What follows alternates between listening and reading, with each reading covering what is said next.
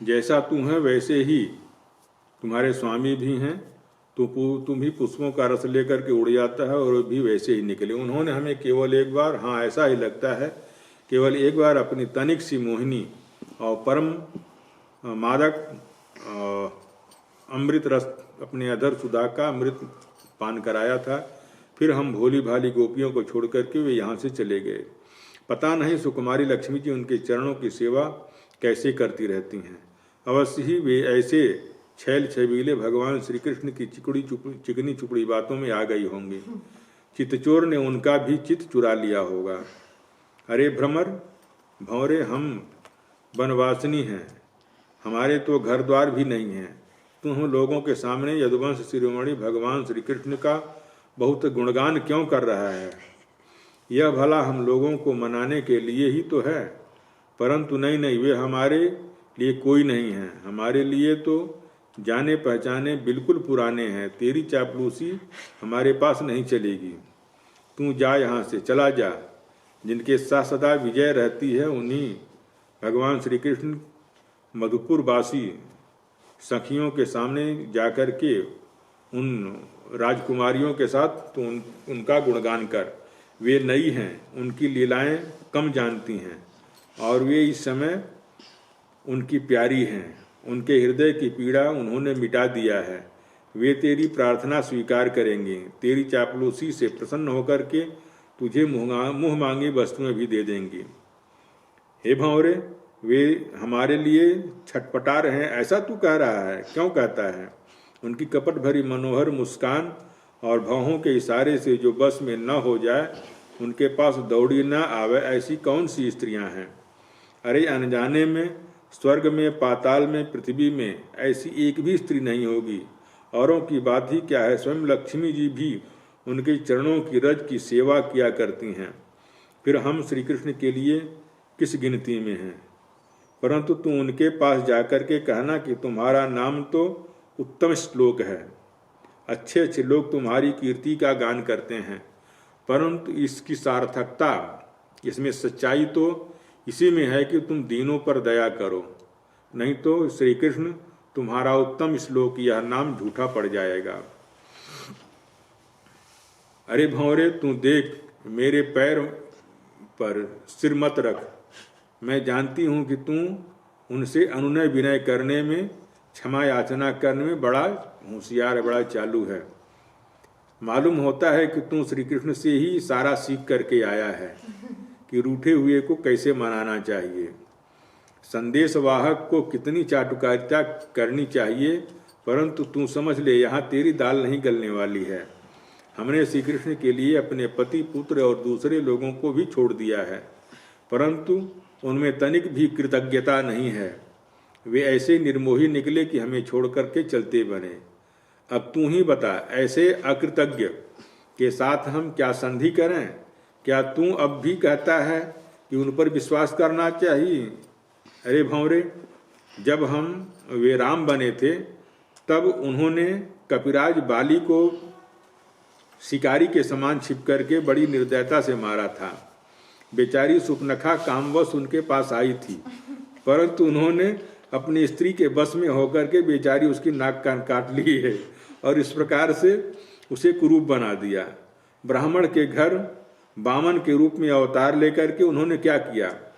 बलि ने तो उनकी पूजा किया था, उनकी मुँह मांगी वस्तु ही दी थी।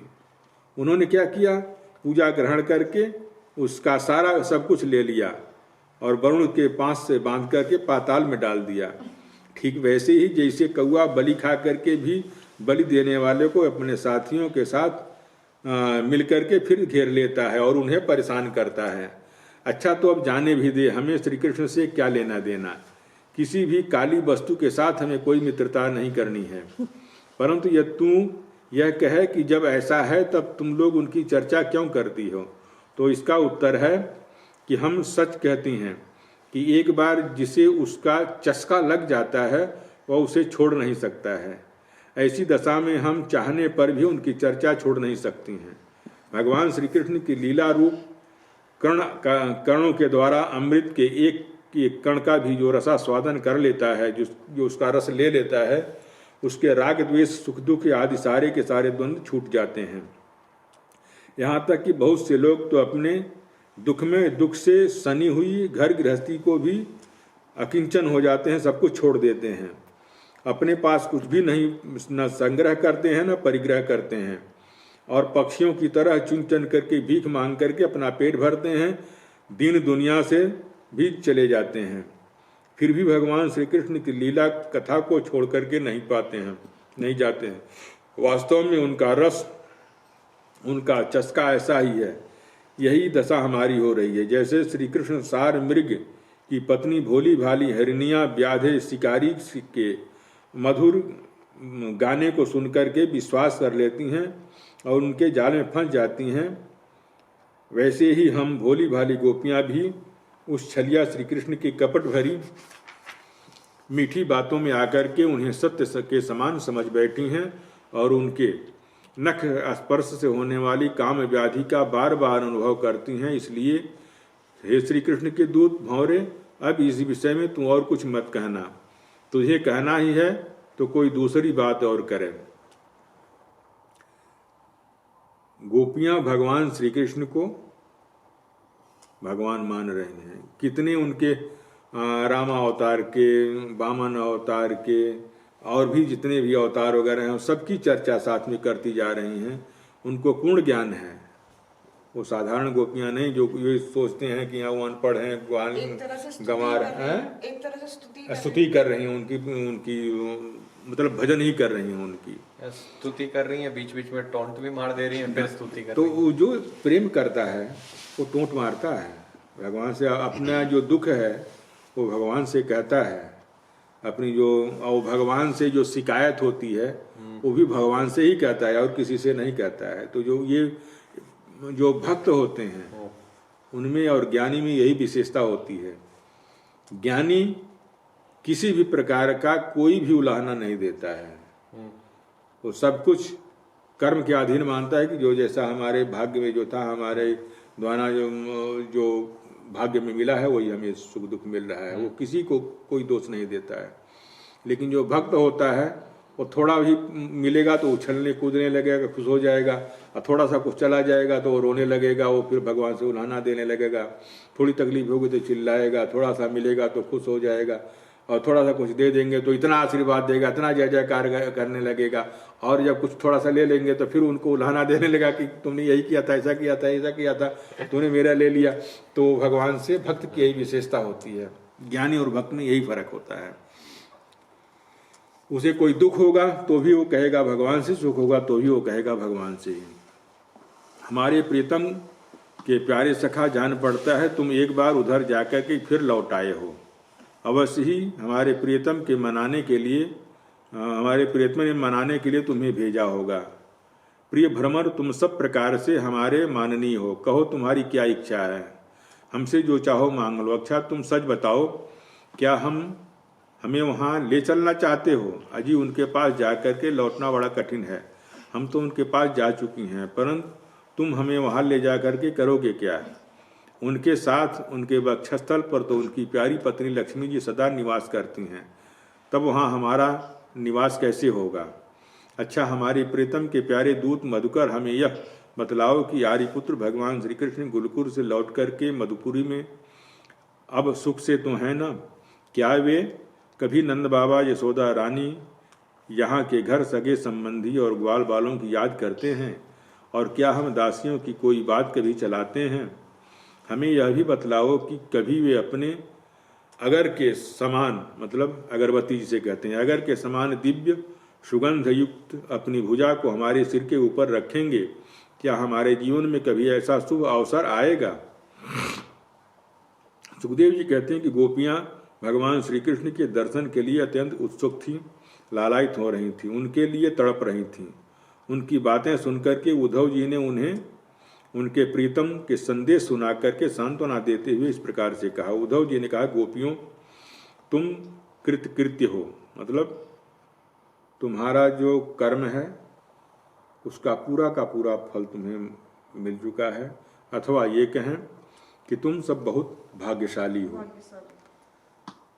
तुम्हारा जीवन सफल है। देवियों तुम सारे संसार के लिए पूजनीय हो, क्योंकि तुम लोगों ने इस प्रकार से भगवान श्री कृष्ण को अपना हृदय, अपना सर्वस्व समर्पित कर दिया है। दान, व्रत, तप, होम, जप, वेद्याध्ययन, ध्यान, धारणा, समाधि, कल्याण के अन्य अनेक प्रकार के साधनों के द्वारा भगवान की भक्ति प्राप्त हो, यही प्रयास किया जाता है। जितने भी भक्त हुए हैं, जब भगवान ने उनसे कहा कि जो चाहो तुम्हारे मन में जो हो भी हो, वरदान मांग लो, तो भक्तों ने यही कहा है कि बस हम इतना ही चाहते हैं कि आप हमें अपनी भक्ति प्रदान करें, अपना प्रेम हमें प्रदान करें। हम यही वरदान दीजिए कि हम आपसे प्रेम करें। चाहे ध्रुव हुए, प्रहलाद हुए, काकभूषुंडी हुए, और भी जितने संत ऋषि महात्मा जितने भक्त हुए हैं, ईश्वरी जो भक्त हुए हैं, उनको जब भगवान ने कहा है कि तुम जो तुम्हारे मन में हो मांग लो, तो उस समय भक्तों ने यही कहा है कि बस हमें आपका प्रेम चाहिए, आपकी भक्ति चाहिए, और हमें कुछ नहीं चाहिए। चाहे हमें कितना भी दुख मिले, कैसी भी परिस्थिति हमारी हो, पर हम आपसे प्रेम करना ना छोड़ें, यही हमें वरदान दीजिए। तो यही, और गोपियों को वो स्वाभाविक अनायास ही मिल चुका है, सारे साधनों का फल उनको मिल चुका है, वो भगवान से प्रेम करती हैं। ये बड़े सौभाग्य की बात है कि तुम लोगों ने पवित्र कीर्ति भगवान श्री कृष्ण के प्रति, वही सर्वोत्तम सर्वश्रेष्ठ प्रेम भक्ति को प्राप्त किया हुआ है, उसी का आदर्श स्थापित किया है, जो बड़े बड़े ऋषि मुनियों के लिए भी अत्यंत दुर्लभ है।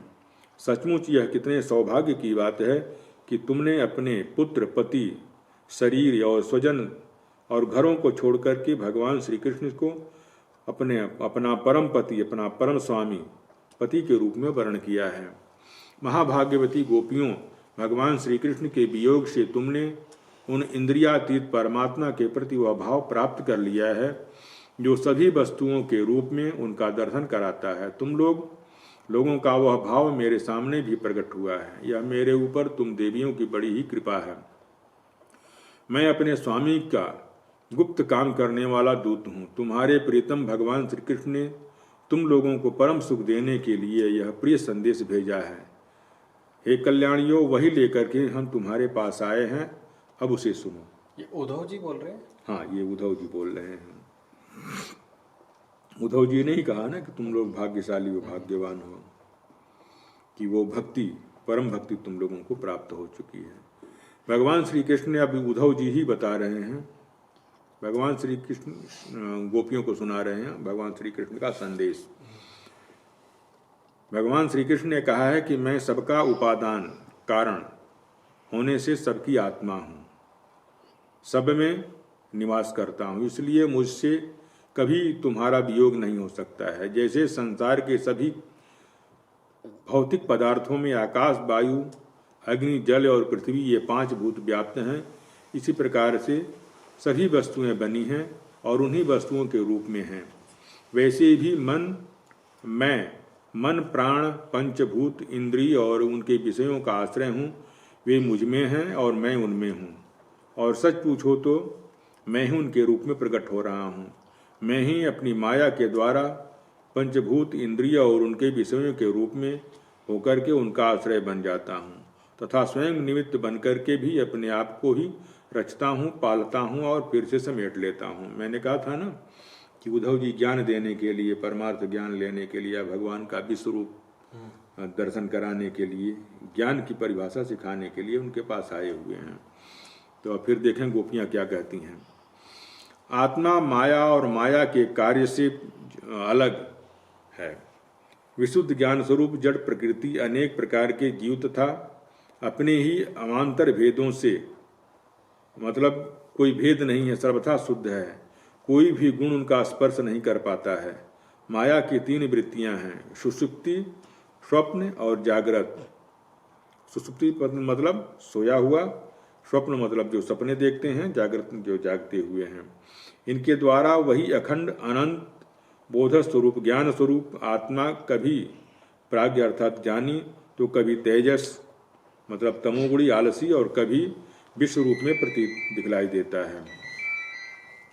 मनुष्य को चाहिए कि वह समझे कि स्वप्न में दिखने वाले पदार्थों के समान ही जागृत अवस्था में इंद्रियों के विषय भी प्रतीत हो रहे हैं। वे सब झूठे हैं। इसलिए उन विषयों का चिंतन करने वाले मन और इंद्रियों को रोक लें और मानो सो कर के उठा हो। इस प्रकार से संसार के स्वाप्निक विषयों को त्याग करके मेरा साक्षात्कार करें।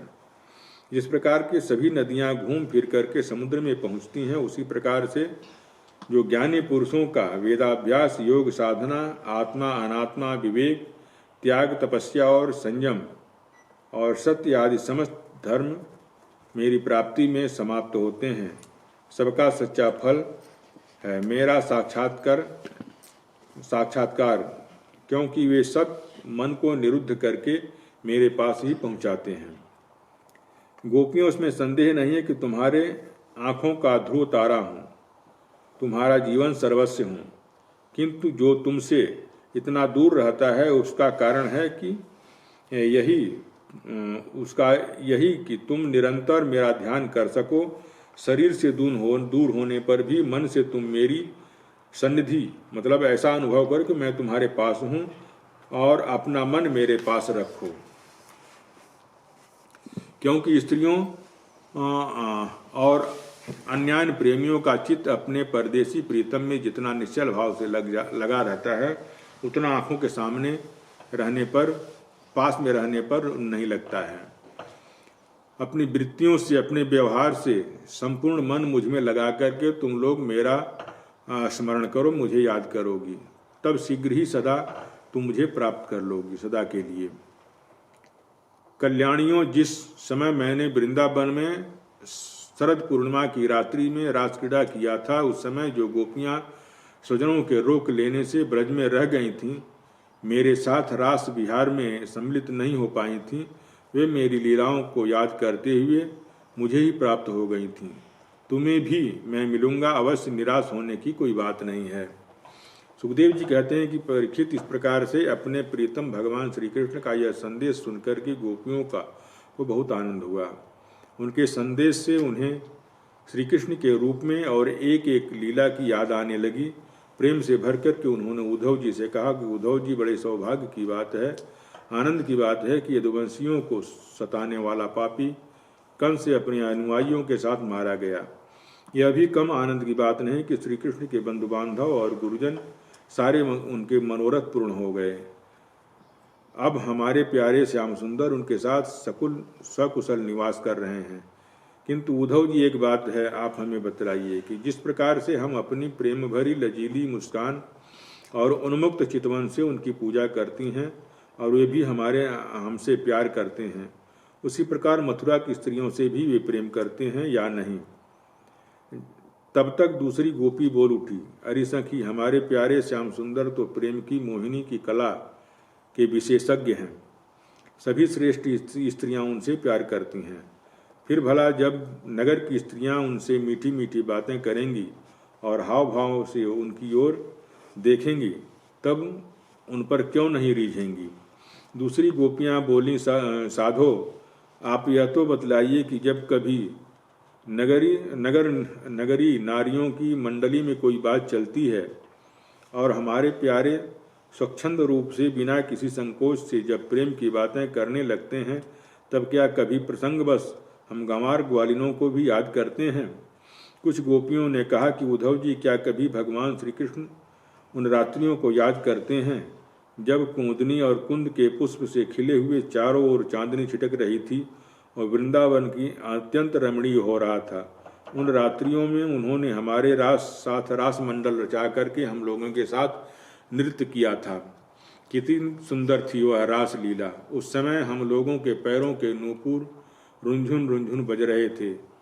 हम सब सखियां उनकी सुंदर सुंदर लीलाओं का गान कर रही थीं और वे हमारे साथ अनेक प्रकार के विहार कर रहे थे। कुछ दूसरी गोपियां बोली उठी, उद्धव जी, हम सब तो उन्हीं की विरह की आग से जल रही हैं। देवराज इंद्र जैसे जल बरसा करके वन को हरा भरा कर देते हैं, उसी प्रकार से क्या कभी भगवान श्री कृष्ण भी अपने हाथों के द्वारा स्पर्श करके हमें भी जीवन दान देने के लिए यहाँ आएंगे। तब तक एक गोपी ने कहा कि अरे सखी, अब तो उन्होंने शत्रुओं को मार करके राज्य प्राप्त कर लिया है, जिससे देखो वही उनका सुहृद बना फिरता है। अब ये बड़े बड़े राजाओं की राजकुमारियों से विवाह करेंगे, उनके साथ आनंद पूर्वक विहार करेंगे। यहाँ हम गंवारों के पास क्यों आएंगे? दूसरी गोपी ने कहा कि नहीं सखी, भगवान श्री कृष्ण तो स्वयं लक्ष्मीपति हैं, उनकी सारी कामनाएं पूरी हो चुकी हैं, वे कृतकृत्य हैं। हम वनवासिनी ग्वालिना अथवा दूसरी राजकुमारियों में से उनका कोई प्रयोजन नहीं है। हम लोगों के बिना उनका कौन सा काम अटक रहा है? देखो, वेश्या होने पर भी पिंगला ने क्या ठीक कहा है कि संसार में किसी की आशा नहीं रखनी चाहिए। सबसे बड़ा सुख यह बात हम जानती हैं कि फिर भी हम भगवान श्री कृष्ण के लौटने की आशा छोड़ने में असमर्थ हैं। उनके शुभ आगमन की आशा तो हमारा जीवन है। हमारे प्यारे श्याम सुंदर ने जिनकी कीर्ति, जिनके जस का गान बड़े बड़े महात्मा करते रहते हैं, हमसे एकांत में जो मीठी मीठी प्रेम की बातें किया है, उन्हें छोड़ने का, भुलाने का उत्साह भी हम कैसे कर सकते हैं?